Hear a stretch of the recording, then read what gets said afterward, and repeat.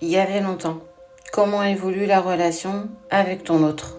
Le lien qui vous unit, toi, lui, toi, elle. Tu adaptes par rapport à ta situation. Allez, on va commencer par l'énergie féminin. Si t'es une femme, t'es peut-être plus ici. Allez, comment s'annonce pour toi la semaine? On voit que les choses se dégagent, ton chemin est beaucoup moins serré, mais on te dit bien que la route reste sinueuse, tu vois, elle reste quand même très courbée, même si la route s'élargit, c'est quand même plutôt positif. On sent que tu vas au bout peut-être de certaines de tes épreuves. Lui, oh, lui pense à toi. On voit que ton autre a beaucoup de pensées pour toi. Il te ressent, il se demande ce que tu deviens, ce que tu fais, comment tu vas. Au-delà de ça, on sent clairement qu'il te ressent tout le temps. Il a beaucoup de pensées pour toi. Le soir, on me montre souvent... Alors, j'ai cette notion au niveau de la lune. Alors, même si je sais qu'on a passé la pleine lune, il y a cette notion qui me dit que quand la lune est bien présente, il y a vraiment beaucoup plus de pensées.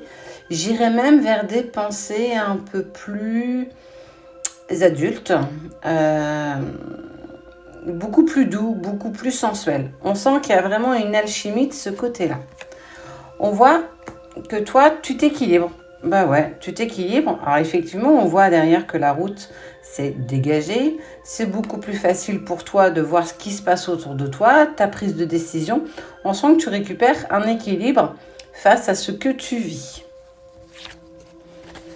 Lui, bon, la notion des chiffres.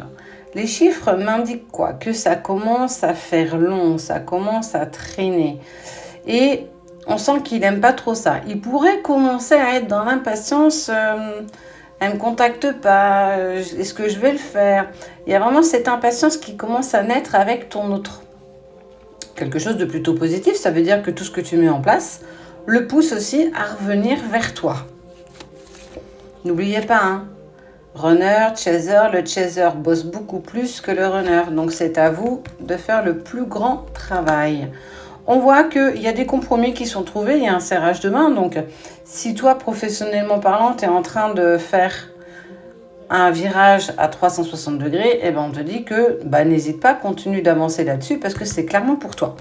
On voit, toi, un féminin, que tu mets des choses en place et que c'est plutôt positif. Ouais, alors lui, il a vraiment cette notion de temps qui commence à être longue. Mais longue, mais d'une longueur. Ok. Bon, tu es encore un petit peu dans l'ego, langue de vipère. J'irai pas jusque-là pour toi. J'irai sur le fait que tu critiques encore un peu trop. Tu es peut-être trop dans qu'est-ce qu'il fait? Il fait rien, je l'ai vu, il est en train de sortir, j'ai vu ses photos, il a pas l'air si malheureux que ça. On te dit fais attention, ça t'aide pas, ça c'est pas bon pour ton chemin. Ne plus être dans ce que l'autre fait. Il fait ce qu'il veut en fait. Il fait clairement ce qu'il veut. Lui, il a espoir. Lui, il a espoir qu'il y ait un vous, que peut-être tu oses le contacter, mais bon, vu comment tu as l'air d'être pas vraiment en accord avec toi, ça, je pense que ça risque d'être compliqué. En tout cas, pour lui, on voit bien que tous les espoirs sont permis. Araignée du soir, espoir. Il sait. Pour certains, ils ont même conscience du lien et ils savent, pour certains d'entre eux, que tu mets pas mal de choses en place. Que tu aies des crises égotiques, c'est totalement normal. Maintenant, il faut que tu arrives à les contrôler. Il faut que tu arrives à ne surtout pas les garder parce que c'est ça que tu vibres. Et en fait, quand tu vibres ça, on te renvoie ce que tu demandes. Donc, fais attention à la façon dont tu penses, dont les choses se mettent en place. Vous êtes protégés. Ce que tu vis toi, c'est normal. Ce que lui vit, c'est normal aussi. Parce que tu as quand même fait une pointe où tu as clairement bien avancé. Même s'il y a toujours ces petites crises égotiques qui ont tendance à revenir. C'est pas très grave. Le plus important, c'est d'en prendre conscience et de le stopper. Fais des méditations de lâcher prise. Ça aide incroyablement. On voit que vous êtes protégés. Il y a des choses quand même qu'on ne peut pas couper comme ça. Il ne faut pas l'oublier. Je te montre les trois qui sont tombés. On voit qu'il y a des cœurs. Il y a l'amour qui vous unit malgré ce qui vous éloigne. L'éloignement, clairement, on est en train de me dire, cette séparation physique n'est qu'illusion. Vous, vous êtes connectés de toute façon tout le temps, que vous soyez ou pas ensemble. Il y a un cadeau que tu vas recevoir, une proposition. Ça peut être un coup de fil, hein, parce qu'on sent que ton autre est dans la patience, là. Mais on voit bien qu'il y a un cadeau, il y a quelque chose qui arrive pour vous deux. Hein. On est bien là, pour le coup, vous.